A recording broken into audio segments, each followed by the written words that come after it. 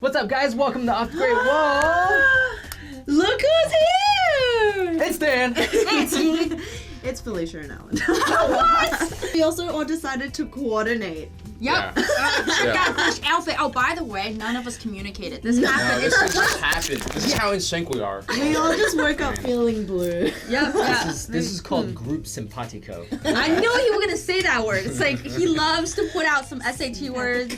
Really interesting thing we guys want to talk to you guys about, which is in 2016, this year, the Shanghai Education Publishing House, they published the first gender-specific textbook, and it's titled Little Manly Man. Okay? 小小男子汉. Yeah. Little Manly Man, and it is aimed to teach 4th and 5th graders how to be a man, how to be aware of their bodies. Make a man out of them. Mr. I'll make a man out of you. This is a book that they started publishing, and they're trying to see if it's gonna work. Yes. Work as in to make these young kids more manly. Masculine. Yeah. Sure. It's supposed to teach you all sorts of things, like, Okay. biology, psychology, how to deal with issues, problems you face growing up, how to be a manly man. There's a lot of interesting questions in there. Yeah. Sometimes in China, and this is just from my personal experience, like a lot of things goes unsaid, and you know how like there's those memes that would be like, I just still don't know such and such, but at this point I'm too afraid to ask. Yeah. You know, I think that maybe this book is supposed to address some of those issues, and just to like let you guys know, like some of the questions include like, why am I a boy and not a girl? What are the differences between a boy and a girl? What does a father mean to a boy? Why must a real man shoulder responsibilities? And like things like that. And it's like, and they also include other random questions, kind of like, is human part of nature? Like they want to This explore went the into role like of man. Confucius poetry or It something. got real deep. Yeah. It got real deep, you know? And like, what kind of boy is cool? You know, how does a real man express love? And then it also goes into things like finances, which I'm thinking, 4th or 5th grader, like how? So they're mashing up like parenting, like life skills, Right. like home ec and all that stuff. That's Just- what it sounds like. Yeah. Yeah, and also don't forget the physical part, which we relate to in the States. You have physical education Right, yeah. when you get to a certain age, and I feel like they're trying to roll This that. is their take on it. Yeah, all rolled into one. If you grew up in the West, I feel like finding a textbook that's like just for boys is kind of weird. In the Especially West. telling you how to like be your gender. Right. Yeah. If we dug a little bit further, and we actually found some of the pictures that show these illustrations, and there's actually a deeper reason why they're doing something like this, if you're wondering. It's a pilot program in Shanghai. So a teacher, I think, created this book, this illustrated book, and they're trying to answer this question, which is, in China right now, girls are outshining the boys, and this is a study they've done. The reason that this book actually came about is because there's what's been called a boy crisis in China. Academically speaking, boys have always outperformed girls before the 90s, apparently. Like, this is according to And it the was study. always expected because the boy was the one who had to like lead the family later on Exactly. and provide. Exactly. And now I guess there's like some backlash, or because like all these women are like, No. succeeding. Yeah, women are doing way better actually in academics, and that can be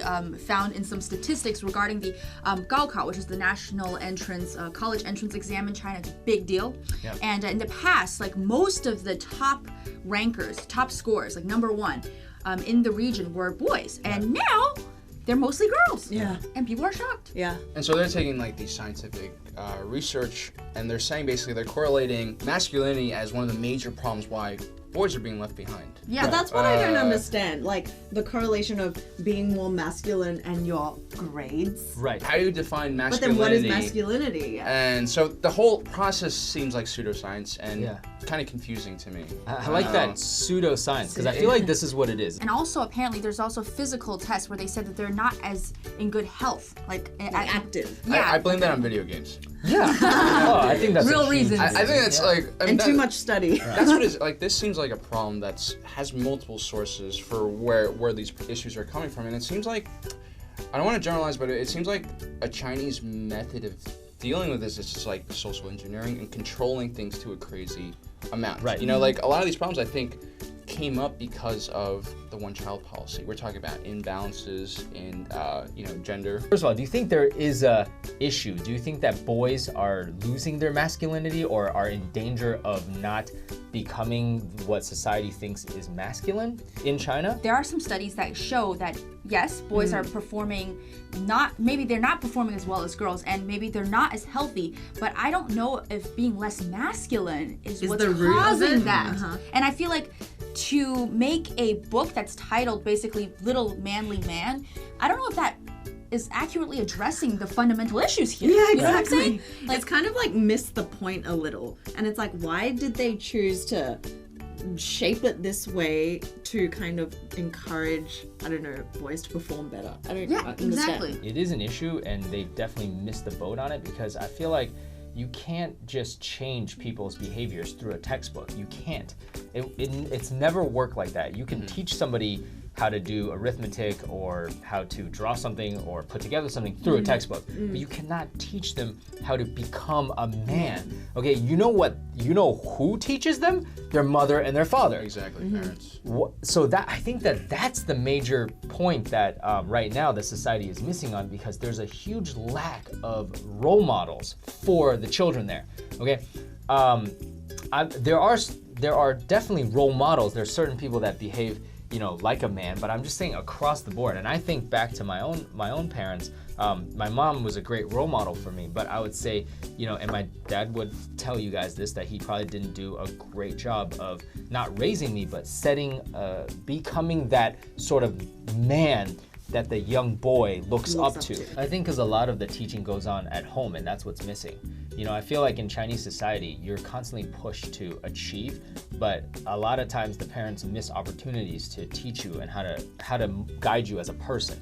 I feel like It's more pushing for the academics. exactly. Well, there's Other that parts are pressure. omitted. Yeah. Yeah. I mean, there's a pressure because you're talking about only children, right? Your parents only have this one opportunity to, in very basic terms, have some financial stability when they're older. So they want to make sure that you're on the right path, right? And the question here is why are we even talking about teachers being role models? Because teachers can be role models, but the issues we're talking about are these are kind of things your parents should be teaching you. So what is there potentially a problem in The parenting. Yes. Yeah. I wanted to ask you guys next, what do you think is masculinity? I think being a man is a lot more generic. It's about having the right moral values, doing the right things. And these aren't necessarily my dad, for instance, we didn't really bond. We didn't throw footballs around. We didn't do stuff like that. But he taught me how to be a good person. And I think, in my opinion, masculinity is completely tied to how you treat people, how you act, and kind of this having this kind of self-confidence in yourself. Yeah. I think that is what Yeah, it's not masculinity always the is. superficial stuff, like how much money it is or how much time you spend. It's the principles that they instill in you. And I think you guys answered it greatly, because nowhere does it say you're an A+ student, you're masculine. Yeah. Or you have to look buff or Yeah. something. It's the way you treat people, the way you view your life is Yeah, the interpersonal things. I do agree. I think that those are things that are much more universal than people think, and that's my issue really with this book, because I feel like it tries to do too much. Yeah. I feel like there's a certain set of this book that's quite helpful, but I don't feel like it should be labeled as Little Manly Man. Yeah. It should be Little Good Person, I guess. I think certain information about biology, psychology should be taught, and I'm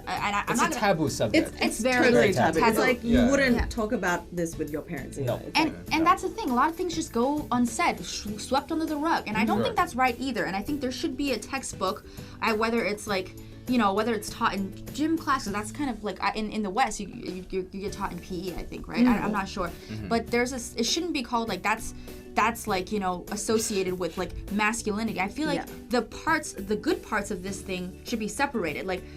How to be a good person, basic principles of being a good person, plus some biological, separate the biological stuff and the growing up, psychological stuff, that maybe that's a separate thing, because lumping it all together makes it seem like this is the only way you can be a man. Exactly. Right. It's very Which is ham-fisted. confusing Yeah. to a fourth grader. Yeah, Right? exactly. You're 9. Yeah, and you're telling them how to deal with finances and private life and what a boy is. What? I mean, I think there is a way dealing this in the right way. And again, like we go back to like the one-child policy, right? It's kind of like this. It's this ham-fisted, like general sweeping thing. Okay, we have one book and it's going to fit everyone. Obviously, it's not. What about you, Felicia? Like, what do you think over the course of your life you feel like is a good definition of a man being masculine? Well, I said it was like the principles, right? And the way they like deal with people around them, like how I think of my dad, like to be supportive. And because I do have kind of the traditional values, it's like being there for your family, being there when people are in need, and like offering help when available. Right. That's the type of thing. It's not the superficial. Right. Yeah. Yeah. So, and you had told me something that your grandfather had taught you about. Yeah, my grandparents, who are, you know, arguably way more traditional than my parents, and they've told me that what they thought was being masculine was if a guy could forbear, if they could handle a lot of things, like if they have a big heart, if they can, you know, meet things and let it go. You know, when you everyone's gonna run into troubles in life, you know, but if you can kind of like stand back and be the bigger person, you always say like, oh, be the bigger man, you know, and of course this applies to women as well. And I think that that's a pretty good definition. And again, I'm thinking they're saying that they want to do another book for women, you know, targeting girls, and I'm like, oh man, I'm thinking if you better make it so that it's pretty empowering. I feel like if there was more things like what you guys are saying, like taught of the preservation of values, traditional values over time, whether it's your grandparents or parents, that is what ultimately makes you the man you are today. It doesn't have to be your father, right? If you didn't really have a father figure, there's plenty of people out there that could be that, but there has to be those people. And a book, I can tell you right now, a book will never, just look at this, like in concept, it might be all right to teach you how to be a better person, but what's actually in there isn't how to be a better person, it's like how to superficially appear to be a better person that society recognizes. And to address certain issues that are way deeper than what this book is going to talk about. Yeah, it's kind of like being able to put a face to a name. Right. Like right now they're just like, here, read this book, take it in, but like you don't really understand it. Yeah. Well, the funny thing is the parents actually like it. Well, not all parents. Not all parents, There's okay. been criticism. Some are saying that it's helpful, some are saying that it's kind of weird. And I think that it's pretty split at this point. I'd be a little offended. I'm like, you're trying to teach my kid how to, that means that I'm doing a bad job. That's true. And like, I mean, but let's be honest, guys. Like Asian parents or Asian culture, like they're very straightforward with like what they want from their And the image that you should be molded to. So it's like I understand to a certain point why people think this is a good idea. Is it a good idea? I don't know. You know. I think the book is a step forward. Now, it can be a conversation. At least they're talking. Exactly. I think that the fact that it's published and it's out there, it does address a lot of issues that were previously swept under the rug, not talked about in school. I think that's really helpful. And I think that what it does is that it furthers our attention on what helps maybe boys and girls learn. This book is helpful in the way that it really gets us thinking. I think we should further, like this is just another topic, like I think we should further traditional education. And well, I haven't been to school in China for like, 7 years. It's been a while. But a lot of traditional texts in China talk about how to be a good person, definitely. how to be a sound person. And it's not just about a man, also about a woman, like how to be a good person. And I think that if that's covered, then you can focus more on maybe the growing pains finer stuff. points. By the way, we've only seen a couple pages of this textbook, and these are all reports coming out of China, and the program itself has just been rolled out for a couple it's hard months. to say like what they're actually saying under all these kind of themes or chapters. So Guys, let us know what you think of this article. We'll post the link below. Let us know, like, do you think that this is a good idea? This is how to address the issues there. Have you experienced such issues there recently if you've been to China or know somebody that has children in the school system? Anyways, guys, thanks for watching. See you next time. Bye!